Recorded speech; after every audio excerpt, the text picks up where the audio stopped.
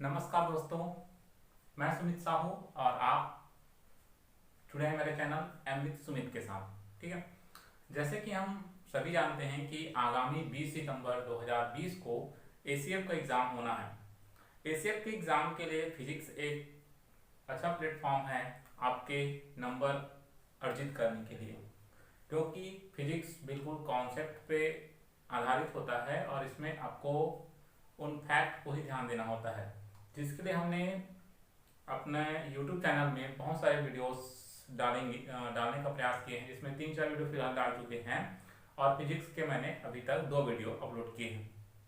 आज हम उसी सीरीज को आगे बढ़ाते हुए गोली दर्पण पर डिस्कस करेंगे। वीडियो के साथ अंत तक बने रहिएगा दोस्तों, क्योंकि गोली दर्पण के कॉन्सेप्ट को जब आप समझ जाओगे तो यहाँ से लगभग 1 से 2 सवाल बिल्कुल पूछे जाते हैं। मैं आपको बिल्कुल विस्तार से समझाऊंगा। यकीन मानिए, अगर आप फिजिक्स को कठिन मानते हैं तो इस वीडियो के बाद गोली दर्पण का कॉन्सेप्ट तो इतना अच्छे से क्लियर हो जाएगा कि आपको किसी तरह के डाउट्स होंगे ही नहीं। ठीक है, तो वीडियो को लास्ट तक देखिए, बिल्कुल पॉज स्किप बिल्कुल ना कीजिएगा ताकि आपको कोई दिक्कत ना हो। ठीक है, तो चलिए समझते हैं। हमारा टॉपिक है गोली दर्पण। देखिए, इसके पहले वीडियो में हमने दर्पण को जाना था। ठीक है, दर्पण क्या होता है इसको मैं थोड़ा सा और बता देता हूं, फिर गोली दर्पण के कॉन्सेप्ट पे चलेंगे। ठीक है, देखिए, मान लीजिए आपके पास कोई कांच है, ठीक, और आप सबको पता है दोस्तों कि कांच जो होता है उसमें आप आर पार देख सकते हो। ठीक है, अगर आपके पास कोई कांच है और कांच के एक सतह पर आप पॉलिश कर देते हो, मैंने अपने पिछले वीडियो में बताया था कि दर्पण जो होता है उसमें पीछे की ओर सिल्वर की पॉलिश की जाती है। किसकी पॉलिश की जाती है? सिल्वर की पॉलिश की जाती है। तो अगर आपके पास कोई कांच है और कांच के एक ओर, कांच के 2 हिस्से होंगे, 2 भाग होंगे, है ना? तो अगर आप एक भाग में सिल्वर का पॉलिश कर देते हो या किसी भी चीज की पॉलिश कर देते हो, तो वो जो होता है, वो जो बन जाता है कांच, वो कहलाता है आपका दर्पण। ठीक है, तो दर्पण की बात जैसे हमने कहा, तो यहाँ पे फिलहाल देखिए, ये जो दर्पण है वो एक प्रकार का समतल दर्पण है। क्यों? क्योंकि मैंने आपको बताया था कि दर्पण की 2 सतह होते हैं, जिधर पॉलिश के वो पॉलिश सतह कहलाता है और उसके सामने वाला भाग इधर प्रकाश पड़ता है, इधर प्रकाश पड़ेगा, वो होता है परावर्तक सतह। क्योंकि इसका परावर्तक सतह कैसा है? समतल है, प्लेन है ना? बिल्कुल आपके मोबाइल की स्क्रीन की तरह। उसको आपको टच करोगे ना, जैसे अपनी उंगलियों को फिरोगे वहां पे, तो वो ऊपर नीचे नजर नहीं आएगा। ठीक, तो ये बातें हुई। तो मैं ये कह रहा था कि जैसे ये दर्पण हुआ है ना, और दर्पण का ये पॉलिश सतह हुआ और ये वाला परावर्तक सतह हुआ, इधर वाला, इधर परावर्तक सतह, इधर क्या हुआ? पॉलिश सतह। ठीक है, तो चूंकि यहाँ पे परावर्तक सतह जो है समतल है और इसीलिए ये कहलाता है आपका समतल दर्पण। लेकिन बात को समझिए, यहाँ पर हम पढ़ने वाले हैं आज गोलीय दर्पण के बारे में। तो गोलीय दर्पण के बारे में मैं बता देना चाहता हूं कि स्पष्ट है, अगर कोई आपके पास दर्पण है, अगर आपके पास दर्पण है और दर्पण का जो परावर्तक सतह है, क्या चीज?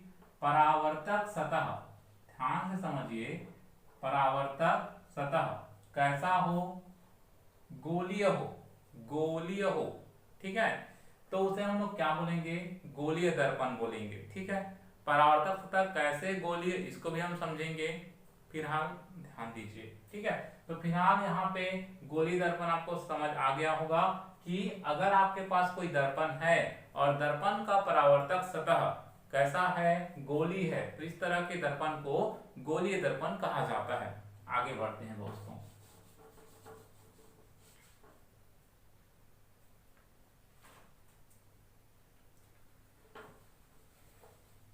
वीडियो को ध्यान से देखिए, है ना, क्योंकि जब आप पूरा ध्यान से देख लोगे तो मैं बता देना चाहता हूं कि इसके बाद आपको दर्पण, जो गोली दर्पण का कॉन्सेप्ट और कहीं से देखने की बिल्कुल जरूरत नहीं, आप हर एक सवाल को बना पाओगे फिर। चलो, अब यहाँ पे मैं बताता हूं, जो गोली दर्पण होता है ना, जो गोलीय दर्पण जो होता है वो 2 तरह का होता है। कितने तरह का होता है? 2। एक होता है अवतल दर्पण,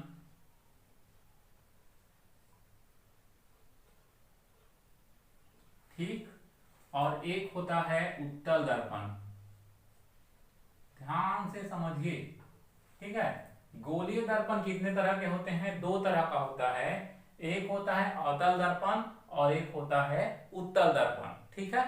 दोनों ही दर्पण है और दोनों ही गोलीय दर्पण है। इसका मतलब ये हुआ कि दोनों का परावर्तक सतह कैसा होता होगा? गोलीय होता होगा। चलो आइए इनको चित्रों के माध्यम से समझते हैं। देखिए, ध्यान से देखिएगा। मान लीजिए मेरे पास एक ऐसा गोला है, ठीक है।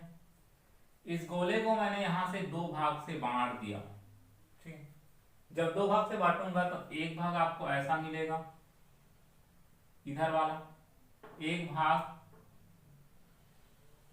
ऐसा मिला, ठीक। वैसे मैं ये नहीं बताता तब भी आपको समझ आ जाता, बट ध्यान दीजिए। देखिए, एक ऐसा बनाया डायग्राम और एक ऐसा बनाया, ठीक है। इसको मैं मिटा देता हूं, इससे वैसे कोई मतलब नहीं है। ये देखिए, ये और ये एक हिस्सा, ठीक है। ये भी फिलहाल कांच है, ये भी फिलहाल कांच है। क्यों कांच है? क्योंकि इसमें अभी हमने पॉलिश का लेपन नहीं किया है, ठीक। अब चलो, अब इसके तो दो हिस्से हैं। कितने हिस्से हैं? दो हिस्से। तो पॉलिश तो हम दो तरफ कर सकते हैं, या तो इधर भी या तो इधर भी। तो चलिए, अगर मैं पॉलिश इधर कर दूं, ये देखिए जो मैं लाइन अप जो खींच रहा हूं वो पॉलिश को बताता है, ओके, ठीक है। यहाँ पे आप देख पाए कि इधर जो है आपका कौन सा सतह कहलाएगा? पॉलिश सतह। क्या कहलाएगा? पॉलिश सतह, ठीक है। क्या कहलाएगा? पॉलिश सतह। वैसे ही चलिए, इसमें ना इधर पॉलिश लगा देते हैं, लेपन कर देते हैं पॉलिश का, तो इधर क्या कहलाएगा? पॉलिश सतह। ध्यान से देखिए दोस्तों, ओके, ठीक है। वीडियो भले 1 घंटे का हो लेकिन पूरा देखो, क्योंकि समझना है तो पूरा देखना पड़ेगा ना भाई, ठीक है। अब ये हो गया क्लियर। इधर क्या कहलाएगा? परावर्तक सतह। क्या कहलाएगा? परावर्तक सतह। इधर क्या कहलाएगा? परावर्तक सतह।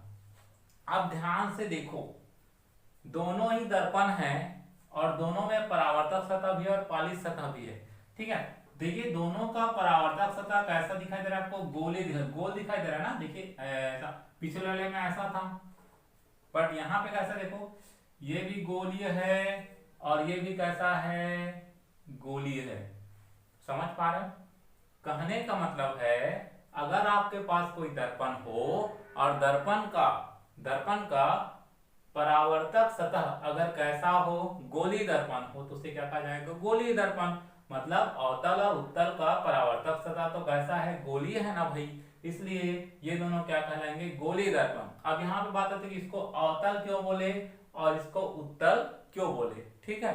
तो यहाँ पे बता देना चाहता हूं कि इस वाले दर्पण का परावर्तक सतह जो है ये दबा हुआ है। कैसा है? दबा या धंसा हुआ है। मतलब जब परावर्तक सतह दबा या धंसा होता है तब उसे कहा जाता है अवतल दर्पण, और जब परावर्तक सतह जो है उभरा होता है, क्या होता है? उभरा होता है। देखिए यहाँ पे उभार आया है, बीच में उभार आया हुआ है, ये उभार, ठीक है। तो इसे क्या कहा जाता है? उत्तल दर्पण। तो आई होप दोस्तों आपको गोलीय दर्पण और उनके दोनों प्रकार समझ में आ गए होंगे, ठीक है। चलिए अब आगे बढ़ते हैं, ध्यान से देखना, इसको मिटा देते हैं, है ना। ठीक, वीडियो अगर अच्छा लग रहा हो तो लाइक जरूर कीजिएगा, ठीक है भाई। हमें भी तो अच्छा लगता है ना जब आप लाइक करते हो, वीडियो को शेयर करते हो, चैनल को सब्सक्राइब करते हो, तो उससे मोटिवेशन मिलता है और फिर उन मोटिवेशन के माध्यम से हमें और लगता है कि नहीं, हम जो पढ़ा रहे हैं वो सबको अच्छा लग रहा है करके, फिर और एक इच्छा जागृत होती है नहीं, और इस सीरीज को आगे बढ़ाया जाए, दोस्तों का हेल्प किया जाए, ऐसे करके, ठीक है। चलो अब मैं आपको गोलीय दर्पण से संबंधित कुछ छोटी छोटी बातें बताता हूं, ठीक है। इसके लिए मैं ना अवतल दर्पण को यहां पे ले लेता हूं, ठीक है।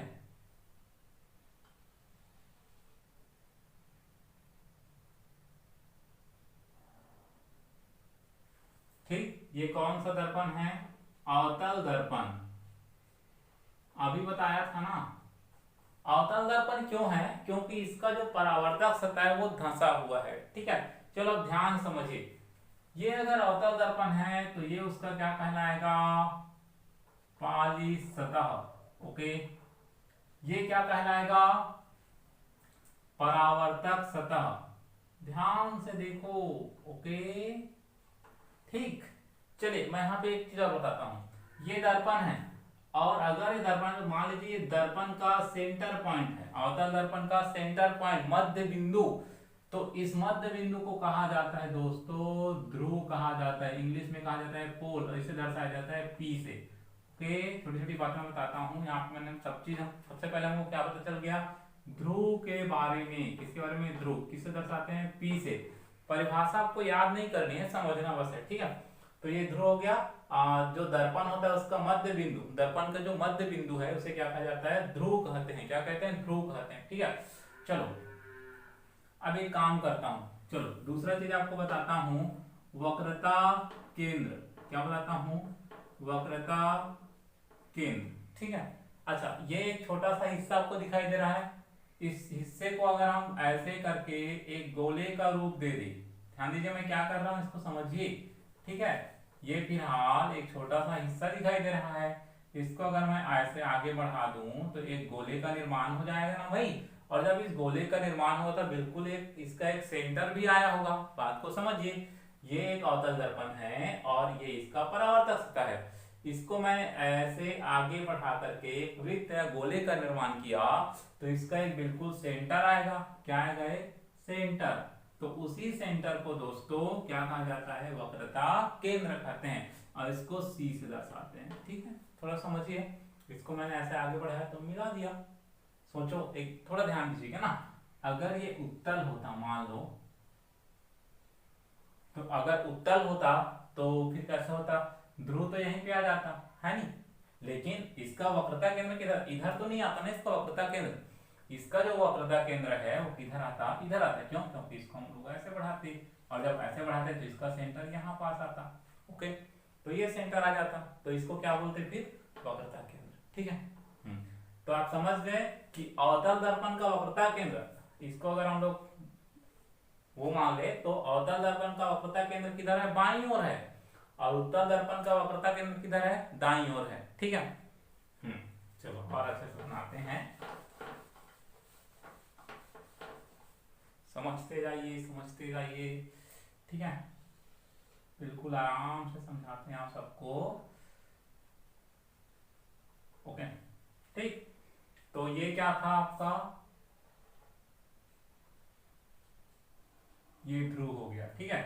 और यहां पर मैंने क्या मान लिया, सी। सी मतलब वक्रता केंद्र, ठीक है। चलो तीसरा चीज आपको बताता हूं,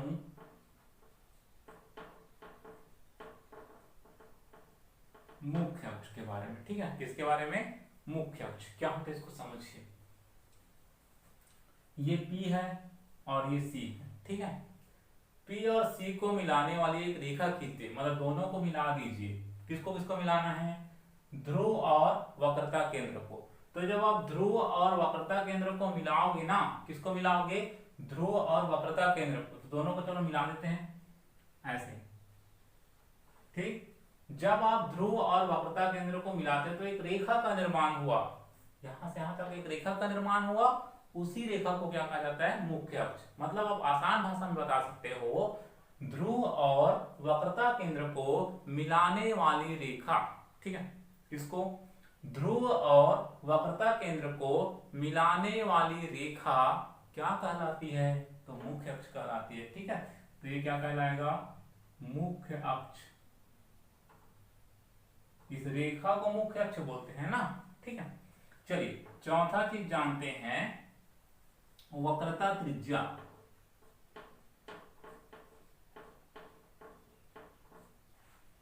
वक्रता त्रिज्या को आर से दर्शाते हैं। किससे दर्शाते हैं, आर से, ठीक है। त्रिज्या मतलब रेडियस होता है, इसीलिए। अब थोड़ा सोचो, वक्रता त्रिज्या क्या होगा, ये वक्रता केंद्र है और ये क्या है, ध्रुव है।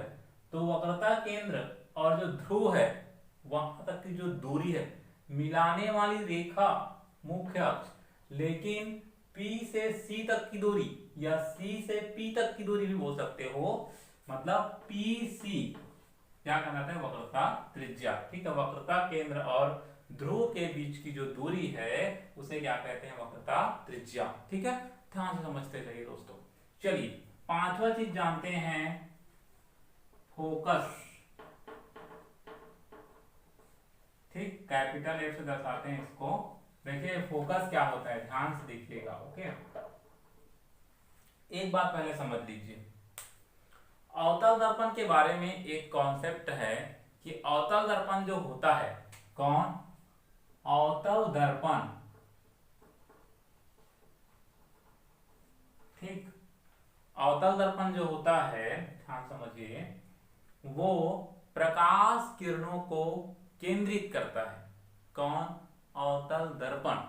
अवतल दर्पण प्रकाश किरणों को क्या करता है, केंद्रित करता है। क्या करता है, केंद्रित करता है। ओके, तो जब अवतल दर्पण जब प्रकाश किरणों को केंद्रित कर रहा है तो यहाँ पे उस चीजों को शो करते हैं और उसके माध्यम से मैं फोकस के बारे में बताता हूं। ठीक है, तो मान लीजिए कि मुख्य अक्ष, ये मुख्य अक्ष हो गया है नहीं, मान लो मुख्य अक्ष के समांतर कोई प्रकाश किरण आ रहा है ना, ये समांतर समझते हैं ना, समानांतर मतलब अपनी कॉपी में देखिएगा तो लाइनें होते हैं, तो जब लाइनें एक दूसरे को कभी नहीं काटती तो समांतर रेखा कहते हैं। तो यहाँ पे देखिए दोस्तों, फोकस क्या होता है इसको समझिए। मान लीजिए इधर से कोई प्रकाश किरण है, किसके समांतर आ रहा है, मुख्य अक्ष के, ये मुख्य अक्ष हो गया है नहीं। मान लो मुख्य अक्ष के समांतर एक प्रकाश किरण आ रहा है ऐसा, ठीक है, ऐसे। तो मान लो मुख्य अक्ष के समांतर एक प्रकाश किरण आ रहा है और प्रकाश की जो किरण है, प्रकाश की जो किरण है दर्पण से टकरा रहा है। और मैंने भी बताया कि अवतल दर्पण में प्रकाश क्या होता है, केंद्रित होता है, तो जब टकराएगा तो इसका परावर्तन होगा और परावर्तित होकर के फिर यहां से गुजरेगा। कहां से गुजरेगा, ये रेखा क्या कहलाता है, आपको बताया हूं ना, मुख्य अक्ष। ठीक है, तो मुख्य अक्ष के समांतर, मुख्य अक्ष के समांतर जब कोई प्रकाश किरण दर्पण की ओर आती है और दर्पण से टकरा करके मुख्य अक्ष के जिस बिंदु से गुजरती, यहां से गुजरा ना, तो जिस बिंदु से गुजरा ना दोस्तों, उसी बिंदु को क्या कहा जाता है, फोकस। इसी को ना मुख्य फोकस के नाम से भी जाना जाता है। ठीक है, आई बात समझ में, मुख्य फोकस के नाम से भी जानते हैं। चलो, आई होप आपको समझ आ रहा होगा वीडियोस। ठीक है, चलिए एक चीज और जानते हैं, पांचवा चीज के बाद छठवा चीज बताते हैं, फोकस दूरी। फोकस दूरी, ये स्मॉल एफ के बारे में। ठीक है, तो सिंपल सी बात है, जैसे C से P तक की दूरी को क्या बोलते थे, वक्रता त्रिज्या, PC, R से दर्शाते हैं। वैसे ही फोकस से ध्रुव तक की जो दूरी है, फोकस से कहां तक की दूरी, ध्रुव तक की दूरी, फोकस से ध्रुव तक की जो दूरी है उसे कहा जाता है फोकस दूरी। ओके, आई होप दोस्तों आपको ध्रुव समझ आ गया होगा, वक्रता केंद्र भी समझ आ गया होगा, मुख्य अक्ष भी समझ आ गया होगा, वक्रता त्रिज्या भी समझ आ गई होगी, फोकस और फोकस दूरी भी समझ आ गया होगा। कहीं पे डाउट होगा तो आप कमेंट जरूर कीजिए, हम बिल्कुल बताएंगे आपको, आपके हर समस्या का समाधान करेंगे। ओके, चलिए अभी जो बताया उसको मैं एक बार पुनः आपको बता देता हूँ, मेरे साथ आप भी अपनी कॉपी में प्रैक्टिस कीजिए। ठीक, चलिए तो सबसे पहले हम यहाँ पे दो दर्पण बनाएंगे, लेकिन ना अब कितने दर्पण बनाएंगे, दो दर्पण। तो सबसे पहले अवतल दर्पण बनाते हैं। ठीक है, ये अवतल दर्पण हुआ, अब हो जाएगा क्योंकि इधर हमने क्या कर दिया, पॉलिश कर दिया, तो ये क्या कहलाएगा, उसका ध्रुव कहलाएगा। ठीक है, यहाँ पास क्या कहलाएगा, उसका वक्रता केंद्र कहलाएगा, दोनों को मिलाने वाली रेखा मुख्य अक्ष कहलाएगी। ठीक है, यहाँ से यहाँ तक की दूरी वक्रता त्रिज्या। मान लो एक प्रकाश किरण इसके समांतर आ रहा है तो टकरा करके मुख्य अक्ष से जाएगा, तो ये वाला पॉइंट क्या कहलाएगा, मुख्य फोकस। और फोकस से P तक की दूरी क्या कहलाएगी, फोकस दूरी। कुछ कुछ बातें और, ये अगर अवतल दर्पण है तो ये उसका ध्रुव है, और देखो फोकस किधर है, बाईं ओर, वक्रता केंद्र किधर है, बाईं ओर। याद रखेंगे किसमें बाईं ओर है, तो आपका अवतल दर्पण में। अवतल दर्पण जो होता है उसमें फोकस और वक्रता केंद्र दर्पण के बाईं ओर मानी जाती है, मतलब होता है। ठीक है, ये आपको ध्यान रखना है। और अवतल दर्पण प्रकाश किरणों को क्या करता है, केंद्रित करता है। ठीक, क्या करता है, केंद्रित करता है। ये सब बातें आपको ध्यान रखना है। चलो मैं अवतल दर्पण को ले लेता हूँ, उसके बाद अब उत्तल को लेते हैं। ठीक है, किसको लेते हैं? उत्तल दर्पण को। चलो ये मान लो उत्तल दर्पण है,